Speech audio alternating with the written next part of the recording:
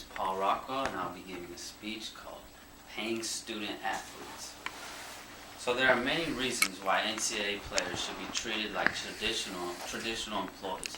If I told you that you would be working 40 plus hours a week but not getting paid, what would you say to me? I will be informing and persuading the audience why student athletes should get paid. The reason I chose this topic is because I find it intriguing and interesting. I also believe student athletes will have the opportunity to make money in the near future. First, I'll be giving you several facts about the revenue generated by college athletics. Second, I will share with you the everyday life of a typical student athlete. And lastly, I will talk about the ethics of the current system. According to Mark Edelman in his January 2014 article in Forbes, the typical Division I college athlete devotes 43.3 hours per week to his sport, 3.3 more hours than the typical American work week. Although the NCAA claims college athletes are just students, the NCAA's own tournament schedule requires college athletes to miss classes for nationally televised games that bring in revenue. Meanwhile, the annual NCAA men's basketball tournament affects more than 6 days of classes. At some schools, the road to NCAA men's basketball championship may require student athletes to miss up to 1/4 of all classes during their spring semester. The NCAA currently produces nearly $11 billion in annual revenue from college sports, more than the estimated total that league revenues of both the NBA and the NHL.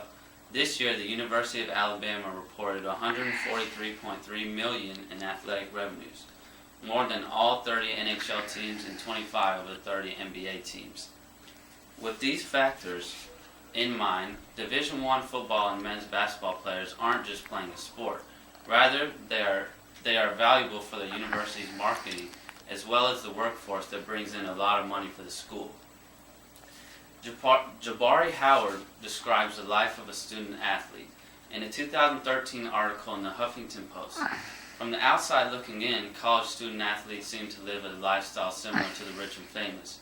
It seems that for a college student athlete, everything is free. And if you need someone to hold your hand for 4 years, that can be arranged. Life for a college student athlete would seem to be easy. This athlete earned a full scholarship to a 4-year university, but things aren't as great as they may seem. To start things off, this guy gets 10 days off for summer break instead of 3 months. Fall camp marks the beginning of a new season and the beginning of the longest 3 weeks of the year. During camp, there are no days off. Every day is the same. A camp goes something like this. You wake up at 7 a.m. to get ready for meetings and film at 7:30 a.m. Then it's time to head over to the stadium for the first practice. After two and a half hours on the field, it's off to lunch. After lunch, there's position meetings at 3:30 p.m. And after another hour of film, there's an hour of weightlifting. Then dinner, more meetings, and more practice. Finally, it's time to get some sleep, wake up in the morning, and do the same thing all over again. During camp, football is a full-time job. When school starts, that doesn't change. There are less hours spent on the field, but those hours are now committed towards the classroom. The athlete can tell you balancing your sport with schoolwork is no simple task. Traveling every other weekend can cause you to miss out on class time and a social life. Being a student athlete is a full-time job. It's not easy. In his article from April 2014, Greg Johnson argues that there's no other student on scholarship at any university told they can't be paid while receiving an education. And athletes bring in tons of money for their schools should be no different. Imagine you're an English scholar. You write a novel that becomes a bestseller, but you have to forfeit the profit to the school because you're already taken care of with paid expenses.